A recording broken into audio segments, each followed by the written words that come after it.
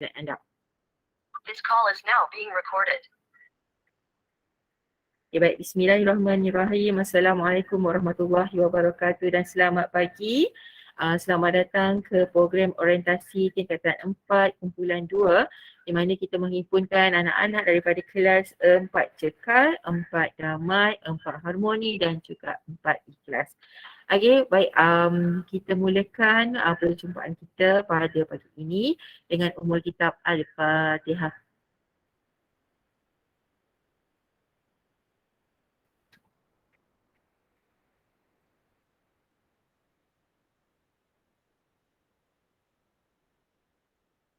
Amin amin ya rabbal alamin. Okey. Saya dengan ini menjemput Puan Nuriha binti Isa, penjelaras tingkatan 4 untuk memberikan taklimat berkenaan dengan prosedur pertukaran rayuan package mata pelajaran. Persilakan Cikgu. Okey, terima kasih Cik Madiha, kaunselor kita pada hari ini. Tahniah kepada kaunselor unit kaunseling kerana menganjurkan orientasi walaupun secara online ya. Jadi saya harap program ini dapat membantu awak mengenali subjek yang akan awak ambil dengan lebih jelas lagi ya. Okey. Jadi apa khabar semua? Sihat-sihat sahaja saya harap. Okay, saya harap sangat anda semua telah mengikuti PDPR selama 2 minggu ini. Okay, janganlah ada yang tak pernah masuk kelas sebab saya dapat aduan ada lagi yang tak join kelas pun. Okay, jadi saya harap perkara-perkara seperti ini tidak berulang sebab kita sekarang ni dah kena tahu dah penerima belajar secara online itu merupakan perkara yang mesti kita lalui. Kita tak pasti kan, walaupun kita kata endemik, kita tak pasti apa akan berlaku masa akan datang. Okey. Jadi terlebih dahulu saya ucapkan tahniah untuk awak semua kerana telah berjaya naik ke tingkatan 4. Okey. Dan untuk hari ini saya nak jelaskan kepada awak syarat-syarat ataupun apakah kriteria-kriteria yang saya gunakan untuk menentukan awak ni kelas mana. Okay, bukannya kita pihak sekolah suka-suka nak letak nama A ni kelas mana, pilih-pilih kasih, tak ada. Kita buat pemilihan berdasarkan markah awak semasa tingkatan 4, itulah peperiksaan akhir tahun awak, adalah sains, matematik dan RBT. Kita tak tengok subjek lain sebab kita ada masalah untuk kita ada masalah kan, awak tahu kan kita pandemik tu, so kita banyak ketinggalan. Jadi kita 3 subjek ini kita ambil kira. Yang kedua, kita juga mengambil kira markah PBD awak. PBD tu penting saya nak bagi tahu awak. Tingkatan 4 dan 5 nanti pun mesti PBD tu mesti awak buat juga. Mesti kalau cikgu suruh apa-apa mesti awak ikuti juga. Yang ketiga, kita juga mengambil kira markah psikometrik.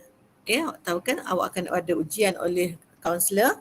Jadi untuk menentukan kecenderungan awak, minat awak, keupayaan awak, kita tengok minat awak pun kita tengok. Jadi awak ni sebenarnya kumpulan kedua ini merupakan kumpulan yang paling dicemburui. Sebab apa?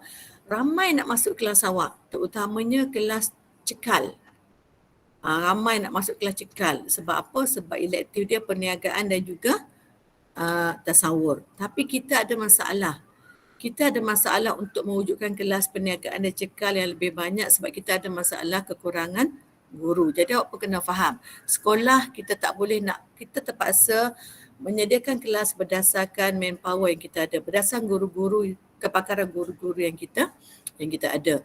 Jadi sepatutnya kumpulan awak ni tidak berlaku lagi masalah nak tukar kelas. Sebab awak sebenarnya duduk pada zon selesa. Kelas-kelas lain di kelas STEM nak tukar masuk ke kelas awak. Jadi kalau daripada 4 cekal nak tukar ke damai atau damai nak tukar ke cekal, saya memang tidak akan layan. Sebab apa? Lebih kurang elektif dia. Kalau tengok cekal, damai dan ikhlas semuanya ada perniagaan. Yang beza ialah tasawur dan juga pendidikan seni sahaja. Dan kita juga saya juga mengambil kira supaya balance bilangan tu. Ada yang tapi kalau nak tukar pergi kelas yang lebih atas, nak masuk kelas STEM atau kelas budiman, kita akan pertimbangkan. Nak turun ke kelas yang lebih bawah, kita tak akan pertimbangkan demi masa depan awak. Sebab syarat awak nak masuk ke college, dia nak tengok elektifnya paling kurang pun 2 elektif awak kena ambil. Jadi kalau awak duduk pada kelas yang lebih bawah, elektif hanya 1 sahaja. Jadi peluang untuk awak semakin kurang. Jadi kalau ada yang nak, sekiranya ada juga yang nak buat pertukaran, saya nak umumkan di sini. Saya telah pun menyediakan borang pertukaran dan borang itu saya letakkan di pejabat. Jadi awak boleh jumpa dengan Puan Zainun atau Encik Maulud untuk dapatkan borang tersebut mulai 4 April minggu depan. 4 April bersemuka minggu depan hingga 9 April. Awak kena hantar pada 9 April. Saya bagi tempoh seminggu. Awak nak tukar kan? Saya bagi tempoh seminggu. Isi borang, lengkapkan apa yang saya minta tu, markah psikometrik semua tu, PBD dan semua tu awak lengkapkan dan hantar semula ke pejabat. Bukan hantar pada saya atau hantar pada guru kelas. Sebab kita tidak mahu ada masalah keciciran dan sebagainya. Awak hantar balik ke pejabat pada 9 April.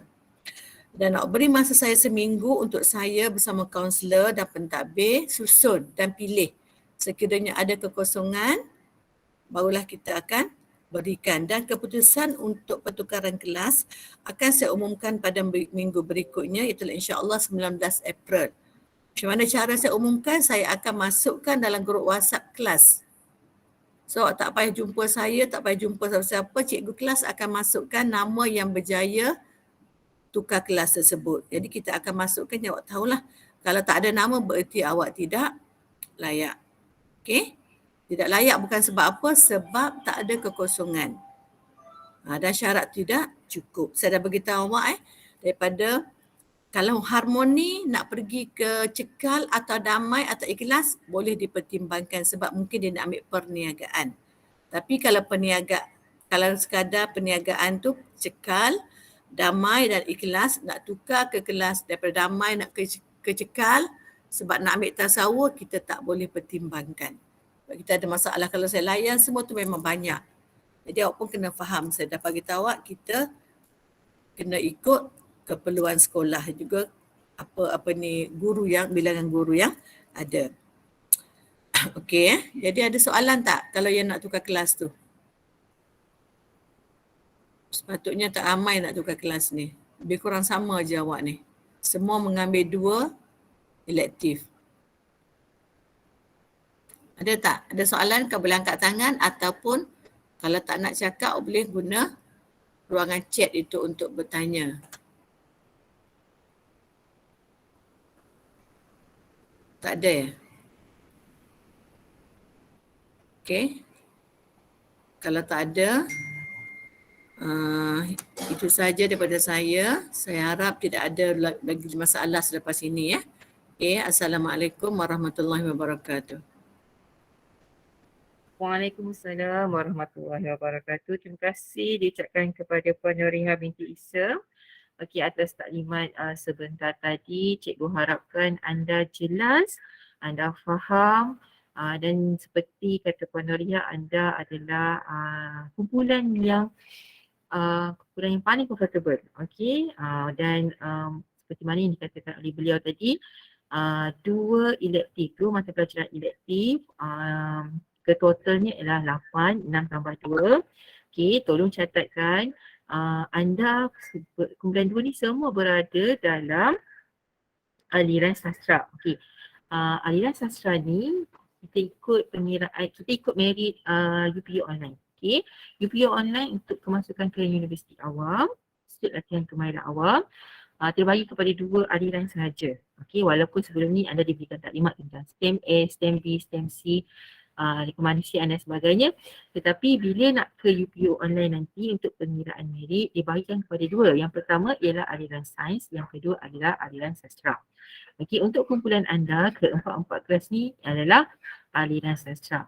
So untuk pengiraan merit, untuk kompetitif merebut peluang program-program yang hotspot dan yang anda minati, kita perlukan 8 subjek. 5 subjek utama wajaran 90 dan 3 subjek terbaik wajaran 30. Macam mana cara nak kira apakah subjek yang akan diambil kira? saya akan kongsikan, kalau sempat hari ini, kalau tak sempat saya akan masuk kelas daily dan saya akan kongsikan bersama dengan anda. Okey, kita akan pergi ke slot perniagaan, okey, dengan Cikgu Hasma.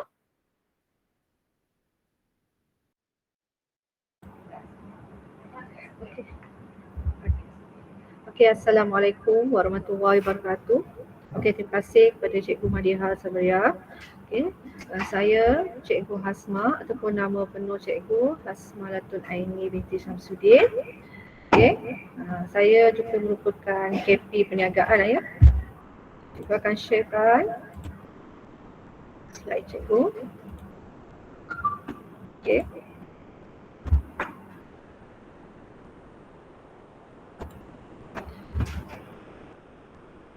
Okey, bagi siapa yang berminat untuk mengetahui tentang subjek perniagaan ya. Okey, untuk kertas SPM perniagaan, kod dia adalah 3766. Okey, dia merupakan subjek elektif. Okey, bersama dengan saya sebenarnya cikgu perniagaan tak ramai ya di sekolah ini, hanya saya dengan Cikgu Musa saja. Okay, ini adalah juga subjek MPEI iaitu perniagaan yang bermula dengan cara peperiksaan yang terawal sekali, okay, menggunakan KSSM bermula dengan tahun 2018. Okay, jadi subjek-subjek yang lain baru bermula pada tahun lepas iaitu tahun 2021, tetapi kami antara subjek-subjek yang terawal memulakan subjek MPEI ini bermula dengan KSSM.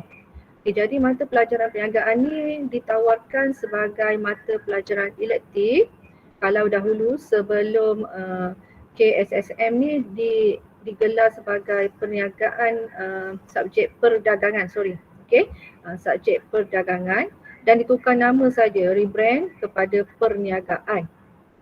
Okay, jadi motif dia adalah bila ditukar sahaja subjek kepada jenama perniagaan ini, dia berharap agar dapat menyediakan satu modal insan yang menyeluruh, seimbang, berakhlak mulia, kritis, kreatif, inovatif serta mengamalkan budaya yang profesional bagi menghadapi cabaran bagi abad yang ke-21 ni. Seiring dengan perkembangan teknologi dan industri. Okey, kita lihat matlamat mata pelajaran perniagaan juga. Okey, dia bermatlamat untuk menyediakan murid dengan pengetahuan, kemahiran dan nilai dalam perniagaan ke arah menjadi pengguna yang bijak, pekerja serta pengusaha yang kompeten, adanya keyakinan dan juga bersikap yang positif, beretika serta menjadi warga negara yang bertanggungjawab untuk kesejahteraan diri, keluarga, masyarakat dan juga negara. Okey, sebenarnya banyak skop untuk perniagaan ni, sangat luas sebenarnya. Okey, untuk tahun kalau awak berada di tingkatan 4, standard kandungan sebenarnya ada 2 subtopik yang besar sahaja. Okay. Iaitu tajuk yang pertama adalah tujuan perniagaan. Okay. Di bawah tajuk ni ada 2 bab iaitu tujuan perniagaan dan juga pemilikan perniagaan. Okay, dekat sini awak akan tahulah apa maksud perniagaan, jenis-jenis milikan perniagaan yang awak perlu kuasai. Kemudian yang kedua ni adalah trend semasa dalam perniagaan. Trend ni kita melibatkan kawasan ataupun perkara-perkara yang berkaitan dengan perniagaan yang berurusan dengan kerajaan, yang berurusan dengan urusan yang dengan luar lah, bukan dalam perniagaan itu sendiri. Itu untuk tajuk yang pertama.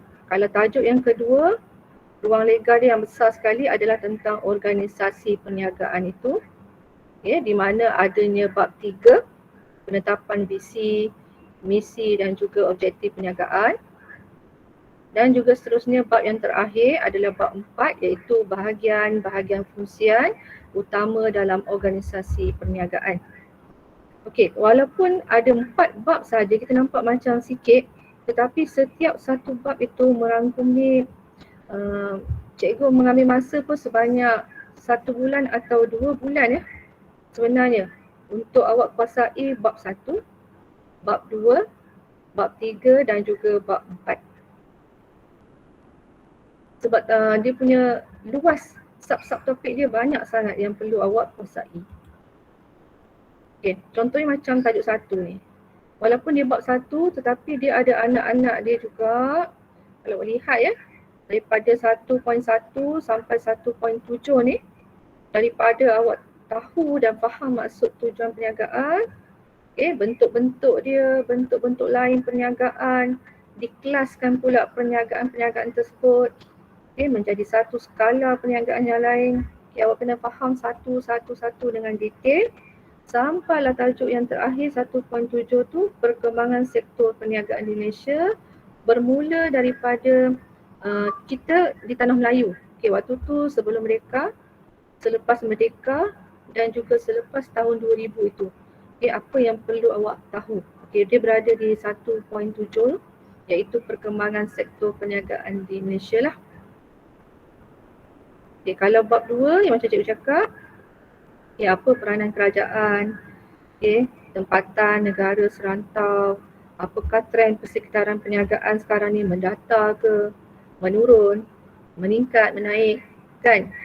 Jadi ini perlu dipelajarilah untuk bab 2.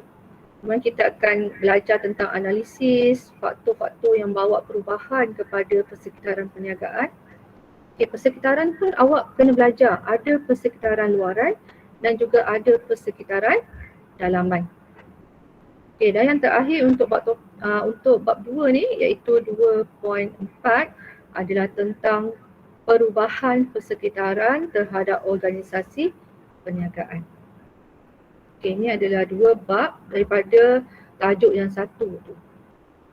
Kemudian tajuk 2, organisasi perniagaan, dia kupas dari segi kalau bab 3 ni dia kupas satu-satu tentang maksud visi, misi dan juga objektif perniagaan. Kemudian dibandingkan pula 3 tersebut iaitu VMO. Kalau dah belajar secara detail, dia singkatannya VMO ya, visi, misi dan juga objektif. Kita kaji pula dan kita bandingkan pula setiap satunya. Kemudian selain daripada itu, kita akan belajar juga tentang ciri-ciri objektif sesebuah perniagaan yang baik. Kenapa kita perlu menetapkan visi, misi, objektif perniagaan tersebut? Awak perlu tahu kat sini iaitu 3.4 ni, kita akan tahulah kenapa kita perlu menetapkan visi, kenapa perlu menetapkan visi dan juga objektif. Dan 3.5, lepas kita tahu tujuan dia, kita akan belajar cara-cara menghasilkan visi, misi dan objektif perniagaan tertentu dengan baiklah. Kemudian 3.6, kesan kepada perniagaan akibat gagal mencapai matlamat ataupun objektif. Kat sini kita kena kajilah sama ada objektif ataupun matlamat tu berkesan ke tidak kan. Jadi kena hasilkan semula visi, misi dan juga objektif yang baru. Kalau tak berkesan lah. Kemudian 3.7, faktor. Ni semua yang bab 3 ni semua lebih kepada visi, misi, objektif. Tajuk ni memang tajuk besar lah. Dan yang terakhir sekali, bagaimana untuk kita mengukur pencapaian visi, misi dan objektif perniagaan yang dipilih. Itu untuk bab 3. Dan bab yang keempat, untuk tingkatan 4 ni, iaitu bahagian-bahagian fungsian utama dalam organisasi perniagaan. Kalau nak tahu, kita akan belajar 11 bahagian fungsian. Banyak tu sebenarnya. Dan kita akan kupas setiap satunya. Terutamanya 4.1 ni dia cerita dahulu. Bahagian-bahagian fungsian tu ada 11. Kemudian 4.2 ni yang banyak. Tujuan bagi setiap bahagian fungsian yang 11 tu satu awak perlu menguasai. Tujuan kenapa kita wujudkan bahagian fungsian tersebut lah. Yang ke-11 yang cikgu cakap tu. Kemudian 4.3, bagaimana kita nak bangunkan produk, pasaran baru. 4.4 pula, bila dah ada produk, dah ada pasaran, macam mana kita nak gunakan teknologi maklumat kita ni untuk kita sampaikan kepada kepada masyarakat, kepada pembeli yang berminat. Okay, seterusnya kita kaitkan pula hubungan dan interaksi dengan bahagian fungsian yang lain. Okay, fungsian lain ni yang kita belajar daripada awal tadi lah, iaitu bahagian fungsian yang 11 tadi kan. Okay, kat sini lah dia hubungan kaitan ni. Dan yang terakhir, awak akan belajar juga bagaimana cara untuk berinteraksi dan perkaitan antara bahagian fungsian dalam dua perniagaan yang berlainan. Okay, ini untuk bab tingkatan 4. Okay, kalau awak nak tahu untuk kertas perniagaan SPM nanti, dia terbahagi kepada kertas 1, 2 dan 3. Okay, kertas 1 ni biasalah ujian objektif, ada 40 soalan yang wajib dijawab di mana adanya aneka pilihan yang pelbagai aras. Okay, jumlah markahnya 40. Diberi masa dalam 1 jam 15 minit. Tetapi wajaran untuk SPM nanti hanya 20% saja akan diambil, okay, untuk ditambah dengan kertas 2. Okay, kertas 2 pula, kalau tadi kertas 1 objektif, okay, kalau untuk kertas 2, awak kena duduki peperiksaan yang berbentuk subjektif. Okay, di mana item-item dia adalah respon terhad dan juga respon terbuka. Okay, respon terbuka ni dia biasa dia akan beri dalam satu situasi. Okay, satu situasi perniagaan, dia akan namakan perniagaan tersebut, dia akan ceritakan perjalanan perniagaan itu, dia jual apa, kemudian apa masalah dalam perniagaan tersebut dan minta awak menyelesaikan dan awak memberikan respon tentang masalah-masalah itulah. Itu maksudnya respon terbuka lah. Okay, kalau respon terhad ni, terhad kepada nota-nota yang kita akan belajar, maksud perniagaan, okey, ciri-ciri yang kita perlu hafal. Itu respon yang terhad lah. Okey, dalam bahagian A ada 6 soalan. Okey, ada 6 soalan, awak kena pilih 5. Dan bahagian B pula ada 3 soalan, awak pilih 2. Okey, dan bahagian yang C ni, yang kajian kes ni yang panjang sebenarnya. Kadang-kadang dalam SPM, soalan dia melangkau 2 muka surat. Okay, soalan saja 2 muka surat dan awak wajib jawab. Okay, markah dia adalah sebanyak 20 markah. Ini memang kajian kes yang ini memang kita perlu penelitian yang teliti lah. Kena baca satu-satu dan gariskan isi-isi penting. Okay, jumlah markah yang diperuntukkan biasanya 100. Okay. Dan masa yang diberi untuk tempoh menjawab 2 jam 15 minit, tetapi wajaran yang biasanya 60% saja akan dibawa bersama-sama dengan kertas 1 tadi. Okay, jadi bagaimana lebihan lagi 20%? Okay, 20% ini awak akan melaksanakan projek kertas 3 ya. Okay, kita tak ada kertas 4 tau. Nanti ada yang keliru. Untuk perniagaan yang belajar di sekolah hanya ada kertas perniagaan sampai kertas 3 sahaja. Okay, di mana projek ni perlu dilaksanakan. Okay, dia merangkumi markahnya 80%. Okay, tempoh perjalanan ujian biasanya kalau 2 tahun kebelakangan ini adalah antara bulan Ogos sampai bulan Oktober. Tetapi atas kekangan PKP dan sebagainya, kebanyakannya masa tu akan lewatkan sedikit lah. Tapi cikgu tak pasti tahun ni, cikgu rasa 3 bulan sharp tu. Kita tengok keadaan macam mana lah. Okay, kita tengok wajaran pula 20% daripada 80 markah tadi. Okay, 20% ni kalau awak buat betul-betul, insyaAllah lah. Okay, awak akan kuasai sekurang-kurangnya lulus tu dah dalam tangan sebenarnya. Okay, melainkan awak tak buat bersungguh-sungguh dalam projek lah. Okay, kalau awak buat bersungguh-sungguh dalam projek, awak hanya top up hanya 80%. Kalau awak dapat 80% lagi, awak dah boleh score A. Okay. Kalau macam kertas 1 tadi, biasalah ni kertas 1 objektif, tak ada masalah pun kan dari segi mengingat, memahami aplikasi macam kertas objektif yang lain. Okay. Cuma kalau kertas 2 dia ada tambahan sedikit lah bagaimana untuk kita menganalisis serta menilai. Menilai pula. Jadi sebab dia kertas 2 kan. Jadi adanya aras rendah, sederhana dan juga tinggi. Macam ni lah. Rendah 5, nisbah 3, nisbah 2. Okey. Kalau kertas 3 ni tak ada masalah. Ini cikgu akan bimbing lah sebenarnya. Dari segi istilah mengingat, memahami, aplikasikan apa yang dipelajari. Ini cikgu akan bimbing untuk kertas 3. Sepanjang 3 bulan kita melaksanakan kerja khusus tersebut lah. Okey, cuma satu je untuk perniagaan ini walaupun jarang-jarang digunakan tetapi kalkulator saintifik sangat-sangat diperlukan. Okey, walaupun jarang-jarang digunakan tapi kena ada. Ini adalah salah satu kalkulator, satu lagi peralatan ICT.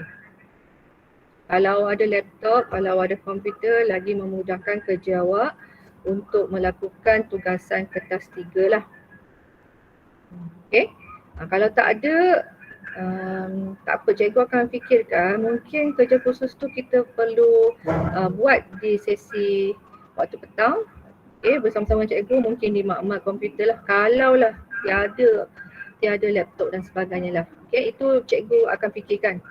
Cikgu akan bantu awak, jangan risau. Okey, kalau perniagaan tingkatan 5 pula. Cikgu ingat laju tingkatan 5 ni. Okey, ini adalah skop tajuk untuk sumber perniagaan.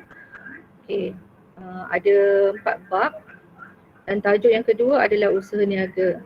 Okey, kalau sumber perniagaan tadi, 4 bab ni lebih kepada sumber-sumber yang ada dalam perniagaan tu lah. Sumber manusia, fizikal, teknologi, pembiayaan dan juga penyata keuangan yang perlu kita ketahui lah. Okay, manakala tajuk 2 yang besar ni, ini adalah tajuk yang terakhir. Ciri-ciri bagaimana kita nak tahu bahawa kita ni ada ciri-ciri usahawan tu. Okay, jadi tajuk dia adalah tentang usaha niaga. Bagaimana kita nak lakukan persediaan menjadi usahawan. Bagaimana nak memulakan perniagaan dan bagaimana untuk rancangkan pengendalian dalam perniagaan.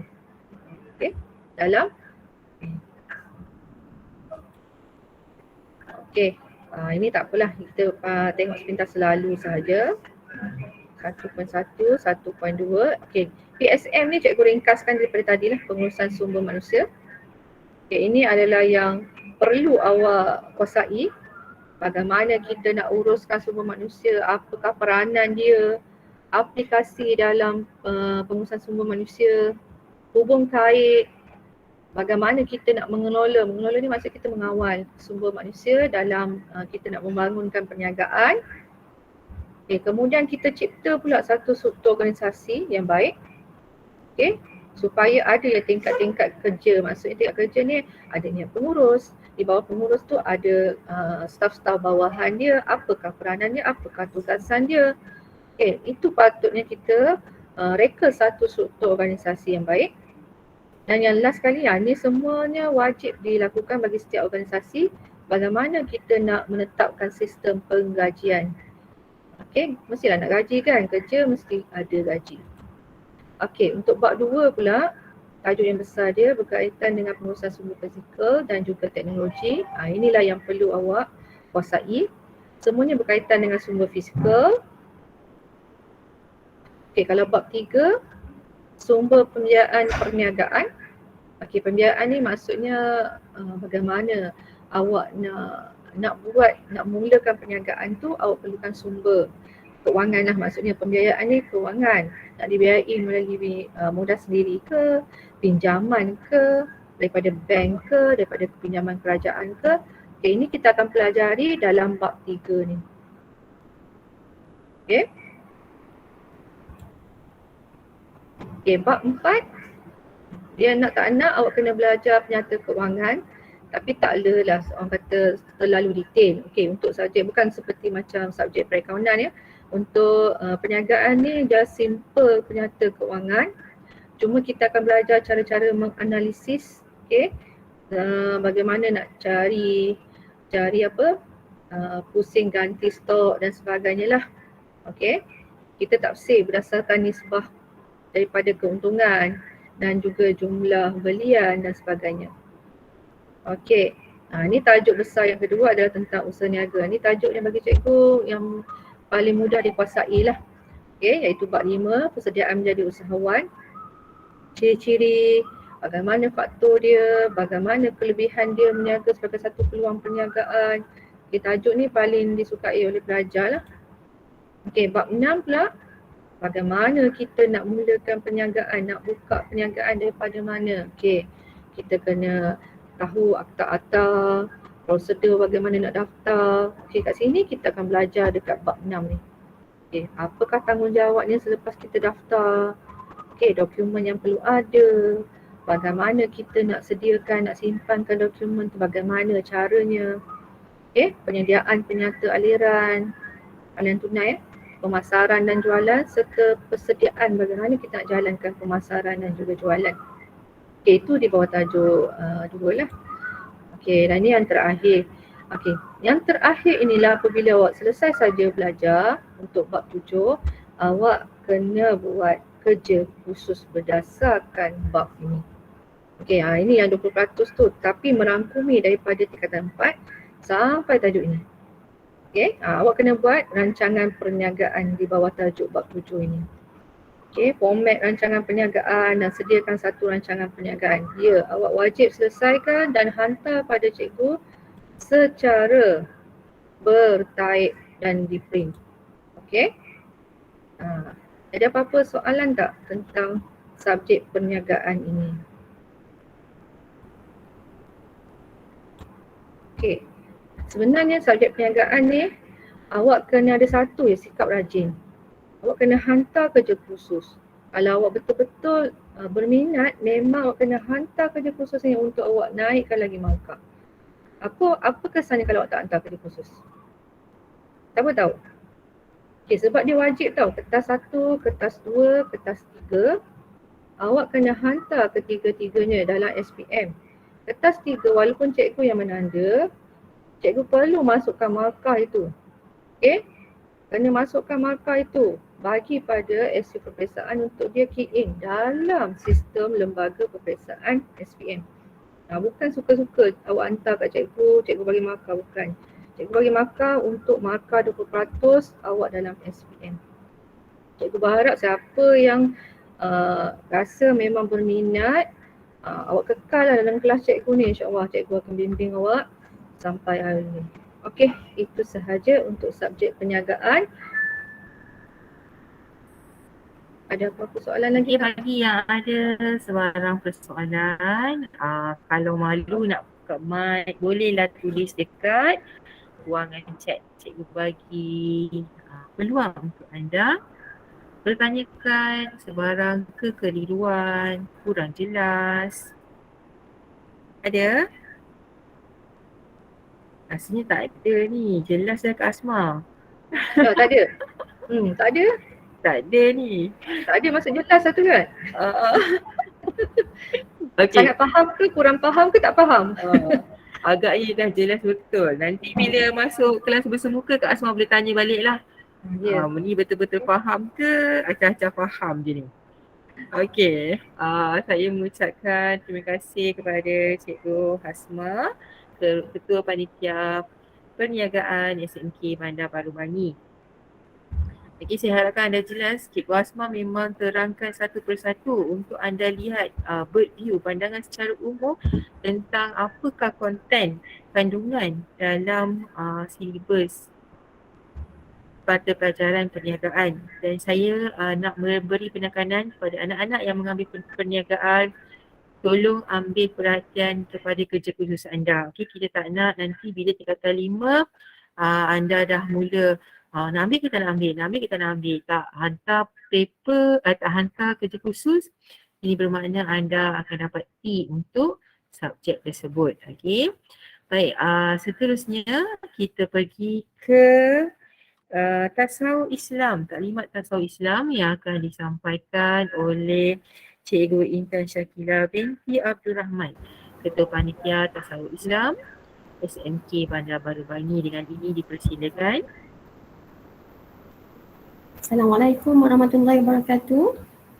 Terima kasih kepada Cikgu Madiha. Okey, tanpa membuangkan masa, Cikgu nak present tentang mata pelajaran tasawuf Islam Sekejap ya. Tak keluar. Okey, sekejap ya. Cikgu share.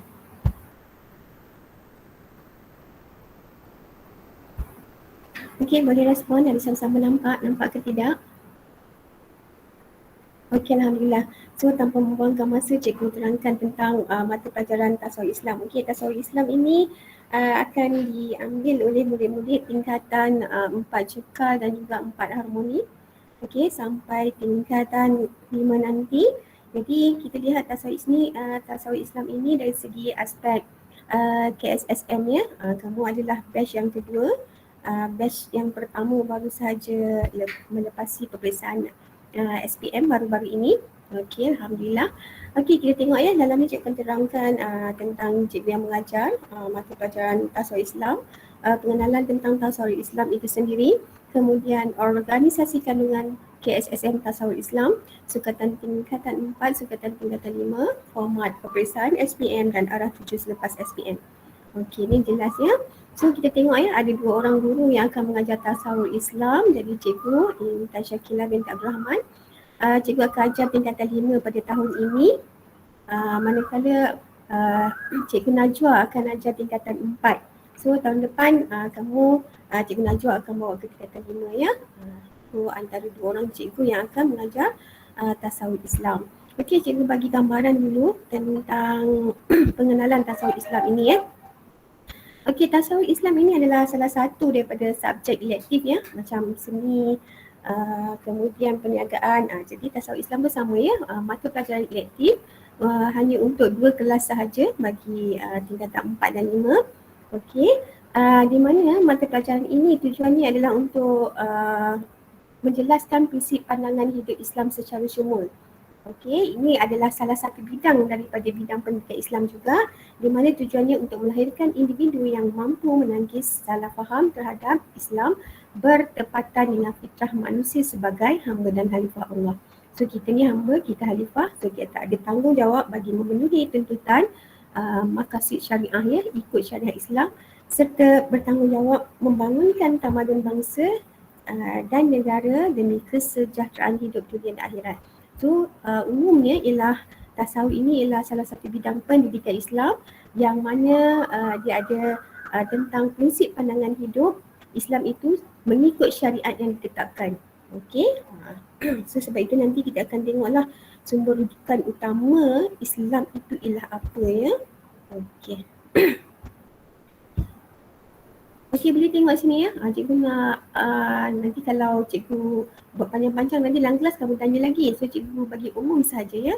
Tasawuf Islam ini dia ada tentang pengetahuan yang kamu perlu tahu, kemahiran, itu praktikal dan akhir sekali ada nilai, ada adab ya. Sama ada kita belajar ini memang ada pengetahuannya, kena ada praktikalnya, kena ada nilainya, ada adabnya. Jadi untuk tingkatan 4 hanya ada 3 tema sahaja ya. Nampak kecil ya, 3 tema, tapi nanti ada lagi di bawah tajuk-tajuk kecilnya. Okey, tema bagi tingkatan 4 iaitu Islam sebagai adin, manusia sebagai hamba dan khalifah Allah dan sistem sosial Islam. 3 je ya, tak banyak pun, sikit je. Okey, kemudian tingkatan 5 ada 3 juga, yang ni agak berbeza daripada tingkatan 4. Jika tingkatan 4 kita belajar ada kaitan yang kamu dah belajar dengan pendidikan Islam semasa tingkatan 1, 2 dan 3. So untuk tingkatan 5 ini agak berbeza ya daripada tingkatan 4 kerana apa? Tajuknya ialah tentang sistem ekonomi dan kewangan Islam, kemudian sistem perundangan dan kehakiman Islam dan akhir sekali ialah sistem pemerintahan dan pentadbiran Islam. Menarik ya, bukan senang, orang lain tak belajar, kamu belajar. Memang istimewa untuk kamu yang kamu terpilih. Jadi kita lihat ya, tasawuf Islam ini bukan sahaja dia pengetahuan tetapi dia adalah ilmu yang kita kena praktik dalam kehidupan seharian kita. Dia akan lebih menarik bila kamu tengok satu-satu nanti. So kita masuk kepada sukatan tingkatan 4. Tengok ya, tema 1 yang tadi sebut 3 tadi dia ada tajuk-tajuk kecil. Jadi bagi tema Islam sebagai adin, antara tajuk-tajuknya Islam adalah cari hidup yang kamu dah belajar ya masa kamu kira 1, 2, 3 akidah menurut Islam. Dalam ni nanti akan belajar apa maksud Nabi, apa bezanya dengan Rasul. Kemudian ibadah menurut Islam, ibadah khusus, ibadah umum. Kemudian akhlak menurut Islam, bagaimana akhlak-akhlak yang perlu diamalkan dalam agama Islam, prinsip pandangan hidup Islam. Ini agak baru ya untuk kamu nanti. Nanti adalah istilah-istilah yang baru perlu kamu pelajari. So semuanya menarik. Okey, kemudian manusia sebagai hamba dan khalifah Allah. Ini memang tujuan manusia dijadikan. Kita adalah hamba Allah, kita juga adalah khalifah Allah. Di mana kita tahu tentang fitrah kejadian manusia. Fitrah kejadian manusia ini kamu akan belajar dari sudut Islam dan daripada sains sendiri. Kamu belajar biasa fetus, embryo kan? Nanti kita akan tengok balik dalam tajuk ni. Kemudian tanggungjawab sebagai hamba dan khalifah Allah. Okey, di mana kalau kita sebagai hamba, apa tanggungjawab kita, sebagai khalifah, apa tanggungjawab kita dan amal yang perlu kita laksanakan. Dan akhir sekali peranan wahyu dan akal. Okey, wahyu ni kita tahu ya daripada Allah iaitu Al-Quran, akal ini adalah kita manusia ya. Jadi nanti kita akan belajar bagaimana wahyu ini dapat membimbing akal manusia. Okey, the last tema bagi tingkatan 4 ialah sistem sosial Islam. Kita belajar bagaimana cara hidup Islam yang sebenar melalui tajuk asas sistem sosial Islam, kemudian sistem kekeluargaan menurut Islam, apa tanggungjawab ayah, apa tanggungjawab ibu, apa tanggungjawab anak. So kita akan tengok dekat tajuk ni ya. Dan seterusnya kita lihat ada tajuk prinsip pergaulan menurut Islam, bagaimana kita nak berkawan mengikut jantina, ada batas-batasnya, bukan Islam, okey. Itu kita akan baca nanti. Kemudian hiburan menurut Islam, hiburan pun ada ya. Bayangkan bagaimana nak berhibur pun sudah ada ketetapannya dalam Islam itu sendiri. Dan akhir sekali kesenian menurut Islam. Okey, itu semua adalah tajuk sukatan tingkatan 4. Tingkatan 4 ni banyak. Nanti tingkatan 5 sikit je. Okey, kita tengok ya tingkatan 5. Tema masih ada lagi 3, tapi tajuk dia ada 2 saja. Okey, kita tengok tema yang pertama, sistem ekonomi dan kewangan Islam. Kita akan belajar tentang bagaimana sistem ekonomi Islam yang dilaksanakan. Kemudian sistem kewangan Islam pun bagaimana dijalankan. Dari segi tema sistem perundangan dan kehakiman Islam, ada tajuk perundangan Islam. Ini sangat menarik ya. Kemudian sistem kehakiman Islam yang dilaksanakan. Dan akhir sekali tema sistem pentadbiran dan pemerintahan Islam, ada 2 tajuk iaitu sistem pentadbiran dan pengurusan Islam dan ada sistem pemerintahan Islam.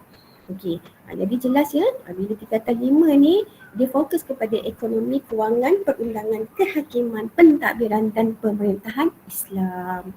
Okey, tajuk yang baru dan dia agak menarik ya. Kamu tak tengok lagi di masa tingkatan 1, 2, 3. Itu tajuk yang baru.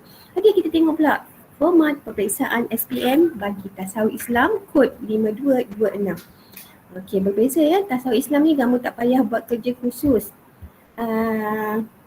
Kertasnya bertulis hanya ada 1 kertas saja. Tak ada 2, 3. Jadi kelebihan untuk kamu ya, kalau sebelum ini KBSM ada 2 kertas, tapi untuk KSSM istimewanya ada 1 kertas saja. Sikit sangatnya. Baru-baru ni sampaikan ada kakak abang kamu yang habis exam, dia kata senanglah cikgu. Tapi sejauh mana senang tu cikgu tak tahulah jawapannya ya. Tengok kamu punya macam mana pula nanti. Okey, jenis item dia ada objektif pelbagai bentuk. Okey, dia adalah macam istilah, kemudian ada padankan, ada salah betul untuk objektif pelbagai bentuk. Kemudian ada subjektif respon terhad. Ini adalah soalan fakta, memerlukan jawapan ataupun fakta yang ada di dalam buku teks kamu. Okey, dan yang ketiga ada subjektif respon terbuka. Ini adalah soalan yang berbentuk kebat. Bertanyakan tentang pandangan kamu, apa cara penyelesaiannya yang kamu boleh cadangkan. Itu antaranya. Okey, kemudian kita lihat bilangan soalan pula. Bilangan soalan ialah ada bahagian A, ada bahagian B. Bahagian A ini hanya 20 soalan saja. Okey, soalan ini pun tak susah. Okey, 20 soalan, satu soalan 1 markah dan 20 soalan 20 markah. Di mana wajib jawab semua soalan. Okey. Kemudian bahagian B, ini adalah soalan subjektif. Okey, soalan subjektif yang mana kamu perlu jawab dalam bentuk penulisan karangan ya ataupun point. Okey, dia berbeza sikit. Tasawuf Islam ni dia boleh bagi point. Cuma untuk kebat kena karang lah buat karangan. So dia akan bagi 6 soalan. Nampak 6 tu sikit kan? 6 tu bukan 6 ya. Nanti 6 tu satu dia ada A, bawah A tu ada 1 roman, 2 roman. Kemudian B ada 1 roman, 2 roman. Nampak 6 je. Tapi kena jawab 4 soalan. 4 soalan tu kalau ada A, B, C, ada 1 roman, 2 roman, maka banyaklah juga. So markah ni adalah 80 markah. Jadi bahagian A tambah markah bahagian B dapatlah 100 markah. Itu saja, tak ada kerja khusus, tak ada apa-apa ya. Inilah markah yang kamu akan perolehi nanti. Tempoh peperiksaan ialah 2 jam 30 minit. Okey, setakat yang cikgu ajar ni, alhamdulillah ada yang boleh dapat A+ ya. Untuk peperiksaan akhir tahun lalu ada yang dapat A+ ada. So ada beberapa orang. So pada cikgu kalau ada yang dapat A+ itu maka soalannya bukanlah susah sangat. Okey, bukanlah untuk sukar untuk menjawab. Okey, kita tengok arah tuju kamu selepas SPM nanti. Okey. Kalau lepas habis SPM ambil subjek ni nak pergi ke mana agak-agaknya ya? Okey, kamu boleh sambung tingkatan 6. Kalau nak sambung nak masuk pengajian peringkat diploma pun boleh, tak ada masalah. Yang penting result kamu tu baik. Okey, bukan saja tasawuf, yang penting sejarah DM tu lulus dan yang lain tu dapat elok lah ya. Kalau dapat elok macam mana pula? Okey, menyambung pengajian peringkat ijazah setelah mempunyai CJ diploma. Okey, ataupun kalau dah tak nak belajar bolehlah bekerja dalam bidang berkaitan kalau nak. Okey. Kemudian antara khusus yang berkaitan ya dengan subjek tasawuf Islam di Pusat Pengajian Tinggi. Dia ada belajar undang-undang tadi kan, so bolehlah masuk bidang undang-undang. Tapi kalau nak masuk undang-undang ni pastikan sejarah dapat A. Okey, BM dapat A, BI dapat A. Okey, kemudian sains pentadbiran, sains sosial, sains politik itu antara bidang-bidang berkaitan kalau kamu nak pergi. Tapi bukanlah tengok subjek tasawuf saja, tengok semua subjek yang ada. Kemudian pekerjaan yang berkaitan selepas mempunyai CJ pengajian, okey, antaranya pegawai takbir, penasihat ekonomi, berguam dan lain-lain. Okey, ada soalan lagi tak? Any question? Okey, cikgu rasa semua dah penat, so cikgu baca je pantun dekat sini. Hari cerah kerana mentari bersinar sedari pagi. Terima kasih saudara-saudari. Sampai jumpa di lain hari. Terima kasih kepada semua anak-anak yang mendengar. Sekian daripada cikgu. Okey, Assalamualaikum. Ada soalan? Any question? Terima kasih You want to ask me? Cikgu Intan. Siapa nak tanya tentang tasawuf? Tasawuf Islam bukan tasawuf. Okay, ada murid yang PM saya ni, cikgu saya tak nak ambil tasawuf. Okay, tasawuf Islam ya anak-anak. Tasawuf Islam. Gambaran kehidupan Islam. Any question you want to ask me? Okay, soalan Cikgu Intan. Dia bahasa Inggeris lah Cikgu Intan. Jadi orang salah ingat. Teacher Intan. Okay. Boleh. Okey, saya rasa tak ada soalan dan penerangan yang jelas. Saya rasakan subjek tasawuf Islam ni adalah satu subjek bonus untuk anak-anak. Dari segi penggradean dia akan termasuk di dalam 3 subjek terbaik. Okey. 3 subjek terbaik dengan wajaran 30 untuk pengisian UPU online dia pengiraan merit. Okey, so saya harapkan dengan penjelasan penerangan Cikgu Intan, anak-anak yang mengambil tasawuf Islam lebih jelas dengan hala tuju dan berusaha sebaik mungkin untuk mencapai grade yang baik. Kalau boleh ramai-ramai lagi yang dapat A kan Cikgu Intan kan? Ya. Biar orang tengok tasawuf Islam SNK Bandar Baru Bangi ni buat A je calon-calon dia. InsyaAllah, amin. Okey, baik. Terima kasih Cikgu Intan. Kita nak teruskan taklimat. Yes, kita nak teruskan dengan taklimat yang terakhir untuk subjek pelajaran kita, iaitu pendidikan seni visual. Okey. Ramai yang cakap dengan cikgu-cikgu, saya ni tak ada bakat seni lah. Okey, so kita dengar secara langsung daripada Ketua Panitia ESB iaitu Puan Ruzihana binti Wahman, apa yang perlu diberi penekanan KSS yang baru dan bagaimana dengan folio PSP itu nanti. Jadi tanpa melengahkan masa, saya dengan ini menyerahkan program kepada Cikgu Ziana. Ibu silakan. Assalamualaikum warahmatullahi wabarakatuh. Suara dengar tak? Dengar. Ini boleh jelas. Okey, kini giliran cikgu pula. Cikgu adalah Cikgu Ruziana binti Wakiman, Ketua Panitia Pendidikan Seni Visual. Sekolah ni cikgu dah mengajar di sini sejak tahun 1999. Lama dah super senior dah cikgu di sini. Cikgu tinggal 3 lagi tahun nak bersara 3 tahun lagi. Tapi tugas guru mata pelajaran pendidikan seni ni bukan sesuatu yang mudah. Dia banyak cabaran cikgu sebagai guru seni tapi tak apa, mata pelajaran ini adalah mata pelajaran yang awak jangan takut. Mata pelajaran yang senang nak lulus, bukan setakat lulus saja, boleh ramai yang dapat kredit, dapat kredit mudah. Janji awak buat apa tugasan yang awak nak, tugasan yang diberi, terutama sekali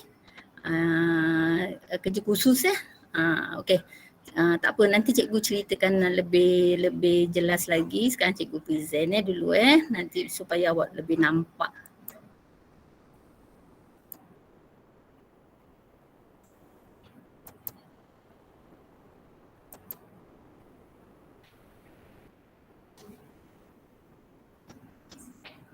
Okey, boleh nampak Okey, ini tentang mata pelajaran pendidikan seni. Format baru ni sejak 2021 dan mata pelajaran ini telah masuk dalam KSSM, iaitu format baru di mana kita tengok sini format dari sejak tahun 2021.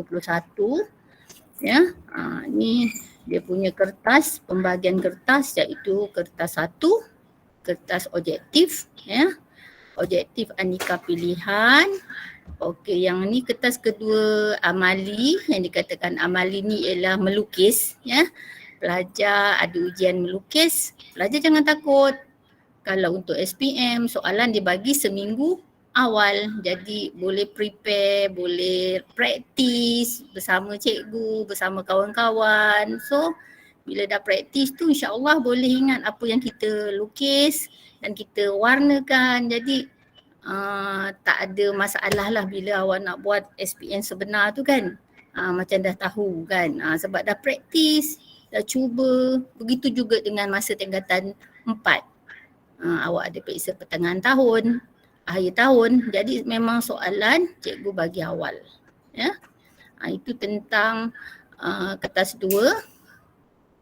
Kertas 3 iaitu kerja khusus. Kerja khusus ni memang calon-calon yang mengambil mata pelajaran pendidikan seni wajib membuat kerja khusus. Maknanya sekarang sejak KSSM baru, pelajar yang nak ambil elektif tambahan, misal kata dia dari kelas sains yang ditawarkan seni kan, dia tak boleh ambil package tambahan, subjek tambahan. Maknanya dia mesti ada kelas dan ada guru pembimbing. Tak macam dulu-dulu. Kalau dulu kebanyakan pelajar kelas sains dia nak ambil tambahan kan, sekarang dah tak boleh.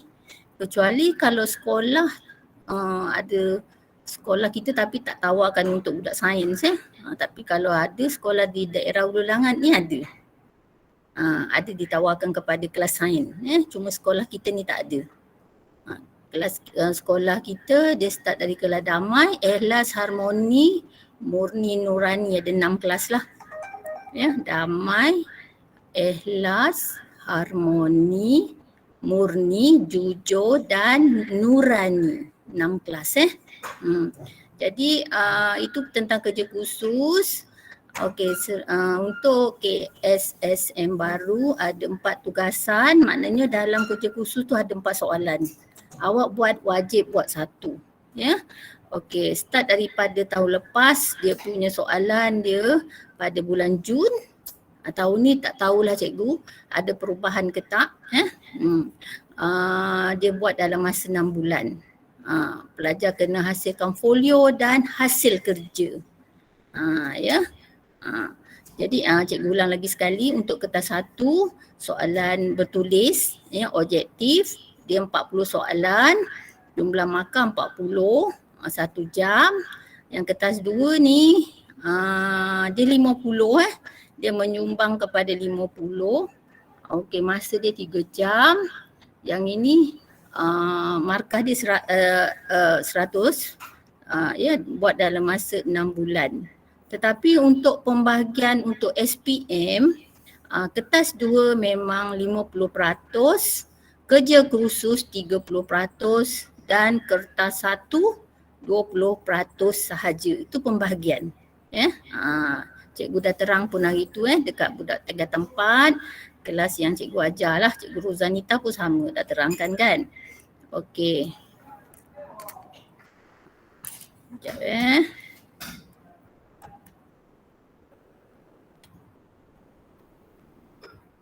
Ini kertas objektif kertas objektif kita tengok dia dari dia isi kandungan dia merangkum dari tingkatan 1 tingkatan 2, 3, 4 dan 5. Maknanya awak belajar dari tingkatan 1, 2, 3, 4 dan 5 tu dia keluar tajuk yang awak belajar. Maknanya pelajar kena ingatlah apa yang dah belajar masa tingkatan 1, 2, 3, 4. Sekarang pelajar tingkatan 4 Okey, itu adalah kertas objektif. Ya, tajuk dia sama tingkatan 1 ni semua sama maknanya dia ada pengulangan juga nanti cikgu tunjukkan lah. Punya tajuk-tajuk. Okey.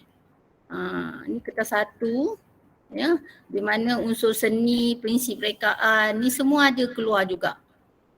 Ya, ada keluar dalam soalan objektif tu. Maknanya awak belajar tingkatan 1, tingkatan 2, apa yang awak belajar ni akan ditanya juga masa nanti untuk SPM dan tingkatan 4 soalan objektif.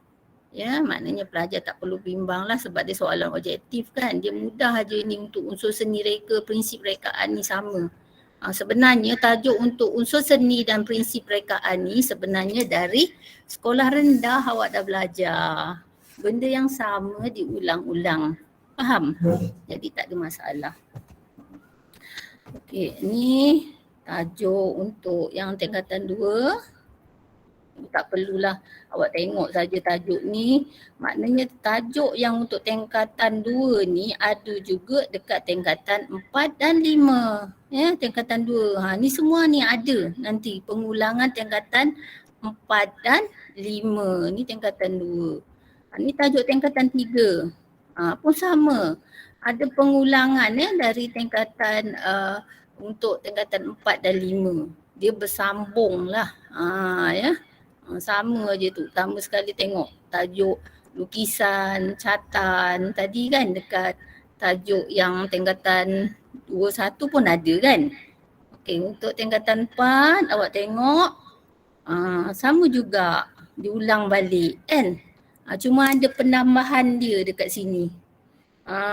Ya, dekat sini. Dekat sini craft pun sama. Ya, ada penambahan dekat sini, dekat sini. Tapi sebenarnya dekat tingkatan 3 pun ada. Kan? Ni fotografi. Awak dah belajar tingkatan 2 tadi kan? Pengulangan Okey, tingkatan 5. Okey, sambung juga ni. Kalau untuk tajuk lukisan, catatan ni, arca ni, awak dah belajar dari tingkatan 1 tu dulu. Ya? Maknanya tak ada alasan lah untuk soalan objektif tu. Sebenarnya dia memang banyak membantu pelajar dia mudah. Pelajar jangan bimbang sebab dia soalan objektif kan. Dia menyumbang kepada 20% jumlah keseluruhan markah untuk SPM. Kalau bila cikgu cakap SPM tingkatan 4 tu samalah. Kan? Okey, ini adalah tajuk-tajuk yang tingkatan 1, 2, 3, 4, 5 tadi yang cikgu dah kata tu kan. Awak tengok sini.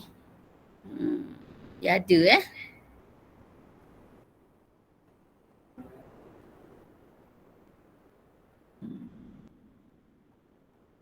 Ini adalah kertas 1, format baru. Ni semua tajuk-tajuk yang awak belajar nanti. Ya. Maknanya untuk seni ni awak janganlah takut dia tak susah mana. Ya, yang penting awak nak belajar dan awak buat kerja khusus itu je kalau untuk tingkatan 4 dan 5. Tapi untuk tingkatan 4 sebenarnya dia tak ada, dia tak start lagi kerja khusus. Start kerja khusus masa tingkatan 5. Ya. Tingkatan 4 awak cuma ada latihan. Ni tajuk-tajuk lah yang baru Tapi tak apa, benda ni semua ada dalam, maknanya dia dari tingkatan 1, 2, 3, 4 benda yang sama saja. Kalau untuk soalan kertas 2 pun sama kan. Kertas 2 selalunya soalan bentuk ada dia suruh lukis aktiviti kan, aktiviti ada melibatkan figura manusia. Dan ada juga pelajar jangan takut, cikgu saya tak pandai nak lukis orang. Ada juga soalan yang tak ada orang, macam bentuk pemandangan, alam benda. Jadi sebab soalan tu kan dapat awal, so awak boleh prepare lah. Cikgu pun di kelas pun akan ajar beberapa teknik cikgu akan tunjukkan beberapa teknik yang baru untuk awak. Sebenarnya melukis ni dia memerlukan latihan yang berterusan. Dia tak boleh lukis sekali nak pandai, tak boleh. Dia kena ulang-ulang. Ni semua tajuk yang barulah untuk format baru seni halus. Ni semua dalam buku awak masa tingkatan 1, 2, 3, 4, 5. Dia ulang-ulang. Ada nak tanya cikgu apa-apa tak tentang mata pelajaran seni? Dia sangat mudah awak jangan takut. Dan ia mata pelajaran yang kadang-kadang pelajar dimomokkan, cikgu saya tak pandai lukis. Sebenarnya kalau tak pandai lukis tu bukan bermaksud awak tak boleh buat seni. Boleh aja. Sebab awak boleh tiru, awak boleh tengok contoh kan. Selalunya kalau untuk kerja khusus cikgu akan tunjukkan contoh cikgu bukan suruh aja saja buat sampai tunjuk contoh, tak. Awak jangan takut, cikgu akan membimbing awak sepanjang awak buat. Janji awak mesti hadir ke sekolah. Siapa yang selalu tak hadir tu yang jadi masalah. Ya, ada nak tanya cikgu apa-apa tak? Boleh nak naik. Okey, ada soalan? Ada soalan tak? Kakak ni tak ada soalan di ruangan chat. Okey, kalau anda nak bertanya, nak dapatkan penjelasan, okey, bolehlah tuliskan di ruangan chat ataupun awak boleh buka mic dan tanyakan. Tanya cikgu terus. Tanya cikgu. Mungkin dia nak tanya cikgu folio tu macam mana ke kan? Ya, tentang folio tu dia sebenarnya dia buat dekat kertas lukisan buat dekat kertas lukisan, pelajar kena hasilkan di kertas lukisan dan hantar. Hantar dekat cikgu Kalau awak tengok dekat bilik seni tu bertong-tong kerja khusus kan setiap masa. Soalan tak sama setiap tahun, berbeza. Awak jangan takut. Sebab kerja khusus ni memang cikgu bimbing awak. Cikgu bersama cikgu Rozanita Cikgu ajar tingkatan 4 dan 5 cikgu Roziana dan cikgu Rozanita ajar tingkatan 4 dan 5 Awak jangan takut sebab kami akan bimbing awak Betul-betul. Dan untuk pengetahuan awak, sekolah kita memang 100%. Setiap tahun keputusan 100% dan untuk tahun 2020 adalah keputusan yang terbaik Dia 3 tahun yang terbaik. Maknanya mata pelajaran ini boleh mengurangkan grade purata sekolah sebab dia memang dah 100%. Sebab tu cikgu kata awak jangan takut. Dan cikgu apa kadang-kadang pelajar dimomokkan, alah nak pergi mana dengan belajar seni. Sebenarnya awak tak tahu kan. Tapi mata pelajaran seni lah yang banyak membantu awak. Boleh awak menyambung lepas SPM kan awak nak buat apa. Bila tengok mata pelajaran seni, oh bagus. Dia salah satu daripada subjek yang membantu awak. Awak nak pergi mana boleh. Oh sebab seni awak, okey, kebanyakan sebab tu cikgu kata ya, kebanyakan pelajar, majoriti dia kredit 6 ke atas. Yang banyak memang 6, 5, B tu pun banyak A memang ada, bukan cikgu kata tak ada A. Untuk A ada. A plus pun ada. Tapi antara kalau pelajar buat betul-betul, sebab dia kalau nak pergi ke A plus tu dia memang kena ada talent betul. Dan pelajar itu ialah pelajar yang selalu jadikan melukis tu sebagai rutin harian dia. Dia sikit pun tak apa. Janji awak belajar melukis setiap hari sikit pun tak apa. Warna kan. Lama-lama tangan kita tu dia automatik dah mahir. Sebab melukis ni kan dia memerlukan kemahiran tangan kan. Jangan setahun sekali baru nak pegang berus. Tu yang jadi payah tu. Dan bila SPM nanti dan menengah rendah tak semestinya kita guna watercolour untuk perisa yang kertas 2 tadi. Awak boleh juga gunakan media kering seperti oil pastel, pensel colour, campur. Jadi cikgu saya tak pandai lah pakai watercolour. Tak. Untuk kertas 2 boleh pakai media kering, media basah tak ada masalah. Faham tu? Jadi belajarlah seni kalau awak rasa awak set dalam mind awak mata pelajaran ini mata pelajaran yang menyeronokkan, insya-Allah awak boleh buat dengan baik. Okey, itu saja. Terima kasih. Ada soalan tak? Ada. Mungkin diorang faham jelas ataupun mungkin diorang nak tanya dalam kelas nanti. Boleh juga, tak ada masalah. Baik, Alhamdulillah. Terima kasih Cikgu Ruzihana atas taklimat yang diberikan berkenaan dengan subjek PSP, Pendidikan Seni Visual.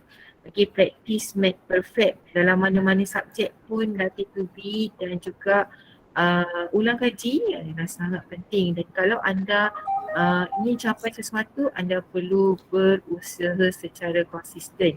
Okey, kejayaan tak datang bergolek. Anda kena berusaha untuk kejayaan.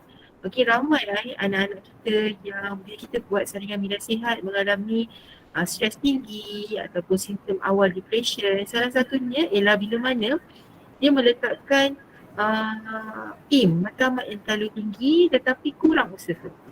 Okey, yang dia banyak adalah overthinking, meratapi lah kenapa tak boleh macam ni. Alah aku tak mampu nak bahagikan ibu bapa. Tetapi kita nak lihat solusi melalui tindakan. Kalau anda nak membahagikan ibu bapa dengan memberikan keputusan yang terbaik, maksudnya anda kena berusaha. Kalau orang lain mungkin belajar last minute boleh dapat result yang baik, tapi anda macam saya tahu saya kena usaha lebih sebab saya lambat faham. So saya mula awal daripada orang lain. Kalau orang lain tidur pukul 10 dah boleh tidur. Saya akan extendkan masa untuk saya buat revision. Okay, so bergantung kepada perbezaan individu, bergantung pada diri anda sendiri. Okey, kita selesai dekat USB seni visual. Okey, saya akan sharekan satu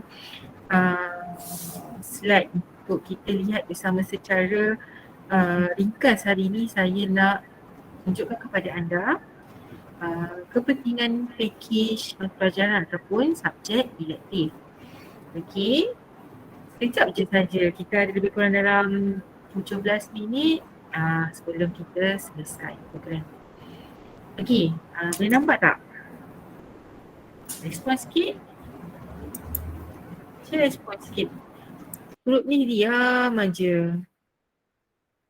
Nampak ke tak nampak? Tulis dekat ruangan chat. Nampak ke tak nampak? Alhamdulillah, terima kasih.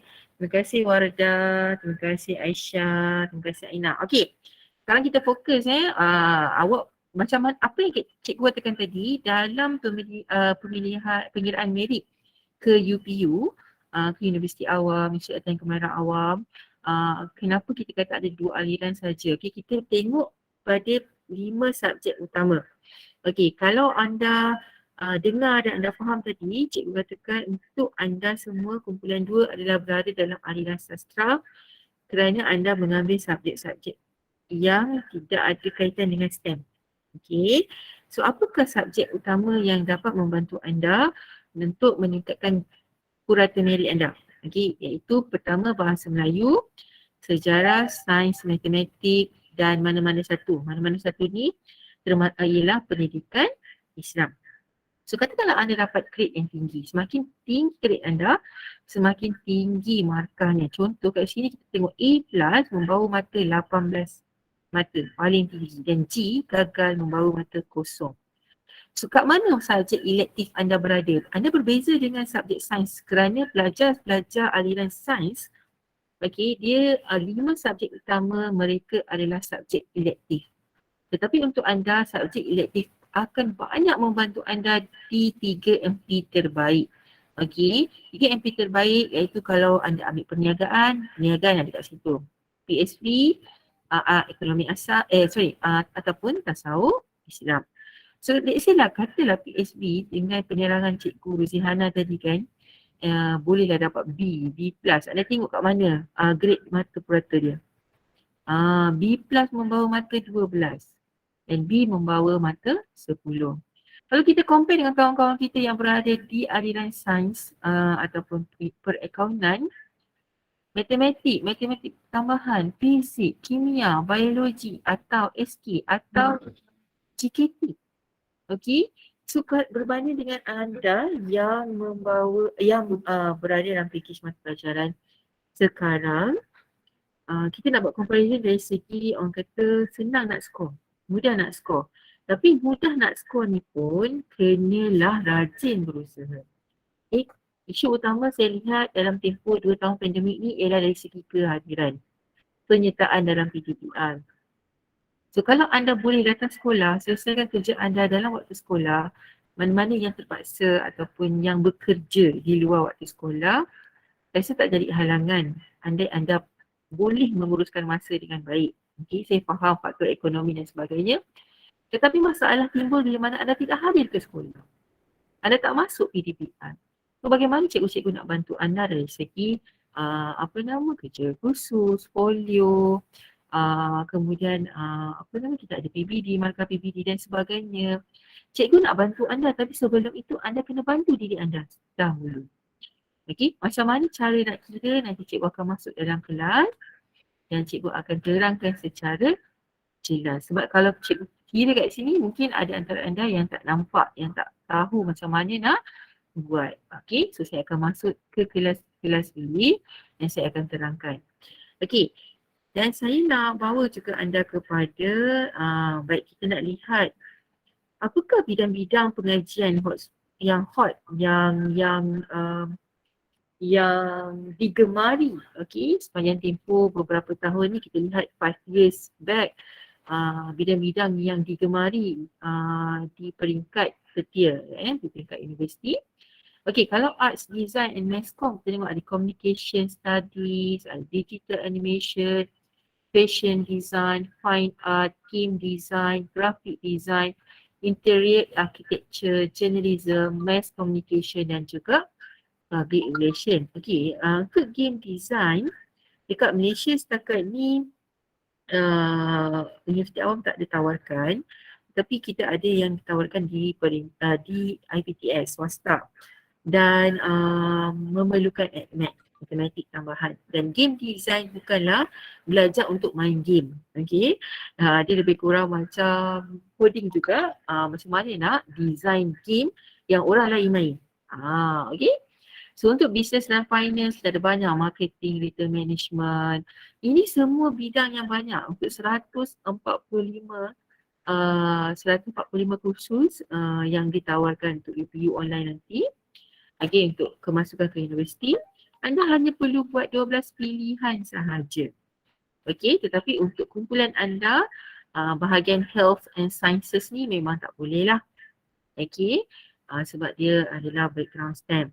Okey, tapi kalau F&B, hospitality, travel, engineering and manufacturing ni kena rujuk balik syarat. Kebanyakannya di politeknik, kumpulan anda boleh mohon berdasarkan package mata pelajaran dengan syarat matematik kena bagus lah. Lagi matematik anda, matematik sebab anda ambil satu matematik saja. Anda tak ambil matematik tambahan. Okey, saya sentuh dua ni saja dahulu sebagai mukadimah di mana kita akan bersama-sama dalam tempoh 2 tahun ni untuk membina profil kejayaan anda. Bila anda keluar daripada sekolah nanti, anda dah ada kejelasan apa yang saya nak capai, apa yang saya nak selepas ini. Okey. Baik, kita minta Cikgu Zaiza boleh postkan link kehadiran. Link kehadiran. Okey. Sambil anda isi link kehadiran ni, Cikgu nak memperkenalkan diri kepada anda. Saya adalah Cikgu Madiha Sabaria binti Nur Haji. Saya merupakan guru kaunseling sesi pagi yang baru saja berpindah ke sekolah ini pada bulan April 2021. So bermula tahun ini anda akan banyaklah jumpa saya, Cikgu Azrin. Tapi Cikgu Azrin masih lagi bercuti bersalin dan akan digantikan sementara sehingga bulan 5 oleh Cikgu Zaiza. So saya jemput Cikgu Zaiza untuk beri sepatah dua kata. Dipersilakan Cikgu. Okey, Assalamualaikum dan salam sejahtera. Okey, sebenarnya untuk pelajar tingkatan 4, saya rasa awak kenal saya. Kita bersama-sama ya sewaktu awak tingkatan 2, sewaktu awak di sesi petang. Cumanya sekarang buat sementara waktu cikgu gantikan Cikgu Azrin sampai bulan 5 nanti. Kemudian cikgu akan kembali ke sesi petang lah. Okey. Cikgu nak sharing sikit lah mengenai subjek elektif yang telah dibentangkan sekejap tadi. Okey, untuk pengetahuan semua, walaupun cikgu adalah pelajar sains filem, tapi cikgu ambil elektif pendidikan seni visual. Okey, di mana tadi ada mempersoalkan ada yang tak reti melukis, tak pandai mewarna, tapi perlu ambil seni kan. Macam saya, waktu saya ambil pendidikan seni, saya memang tak pandai melukis, saya memang tak pandai mewarna. Dan waktu itu kalau nak suruh saya lukis, memang lukisan saya sangat buruk. Okey, salah satu sebab saya terpaksa ambil seni lukis adalah ketika tersebut waktu saya nak ambil SPM, sekolah saya perlu ada ambil 11 subjek. So saya ambil tambahan, saya diberi pilihan sama ada ambil tauhid Islam ataupun pendidikan seni. Tapi saya pilih pendidikan seni sebab bagi saya pendidikan seni tak perlu banyak menghafal. Sebab saya dah penat menghafal untuk fizik, kimia, bio. Saya tak nak lagi menghafal. Okay, jadi apa yang saya buatlah waktu saya belajar pendidikan seni tingkatan 4 dan tingkatan 5, seperti Cikgu Ruzihana bagi tahu tadi, saya latih tangan saya. Setiap hari kopi daripada lukisan orang lain. Okay, kita tiru dan cuba mewarna. Okey. Pada mulanya saya memang tak pandai menggunakan warna cat air, memang saya tak pandai. Tapi atas jasa cikgu pendidikan seni saya, dia ajar saya cara penggunaan warna kering atas kering. Sebab saya kalau basah atas basah, saya memang out, saya memang tak reti. Jadi dia ajar macam mana nak mewarna menggunakan teknik kering atas kering. Maksudnya kita terpaksa menggunakan penggunaan warna yang banyak lah. Tapi akan menghasilkan satu lukisan yang sangat cantik. Walaupun lukisan kita tak cantik, tapi kalau teknik mewarna kita yang betul, lukisan kita akan cantik. Okey. Yang penting adalah perlu rajin lah. Kalau kita tak ada basic, kita ni tak pandai melukis, kita kena sentiasa melukis. Kalau macam cikgu awak bagi tahu tadi lah, kalau boleh sehari sekali kena ada latihan melukis. Okey, lama-lama awak akan biasa dan impaknya saya dapat A+ untuk pendidikan seni. Okey, dan ia amat membantu saya bila saya memohon untuk ke matrikulasi. Okay, walaupun saya masuk matrikulasi sains hayat, tapi sewaktu saya menunggu tawaran ke matrik, saya dapat tawaran untuk kursus animasi daripada KRU Production. Tapi saya tolak lah sebab saya memang risaulah sebab saya tak betul-betul pandai kan. Jadi saya ambil matrikulasi sains hayat.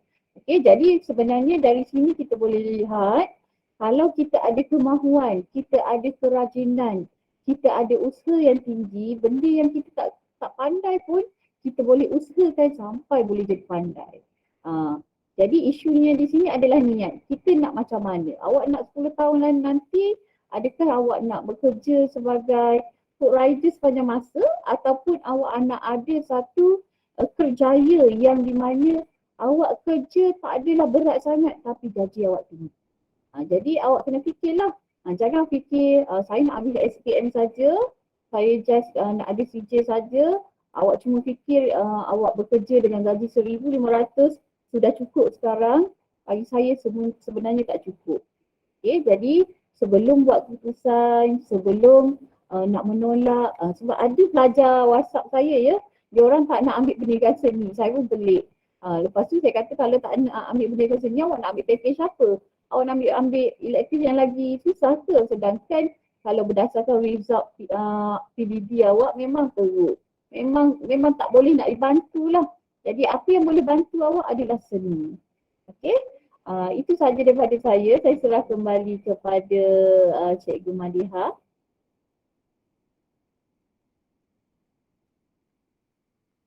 Cikgu Madiha. Okey, terima kasih Cikgu Zaiza. Ringkas, padat namun penuh dengan tips dan advice yang anda boleh jadikan sebagai pedoman. Okey, daripada pengalaman sendiri tahu A+. Right, bukannya mudah. Okey anak-anak, saya rasa sampai di sini sahaja pertemuan kita pada hari ini. Dan kita akan berjumpa lagi secara bersemuka. Cikgu harapkan anda dah mula set matlamat masing-masing. Tak apa kalau kata cita-cita tu banyak sangat ataupun rasa macam alamak banyak benda aku minat. Kita boleh bincangkan, okey? Yang jadi isu kat sini kalau anda tak nak fikir. Malas lah nak fikir cikgu, kompleks lah benda ni. Yalah, ikut je lah apa yang ditentukan.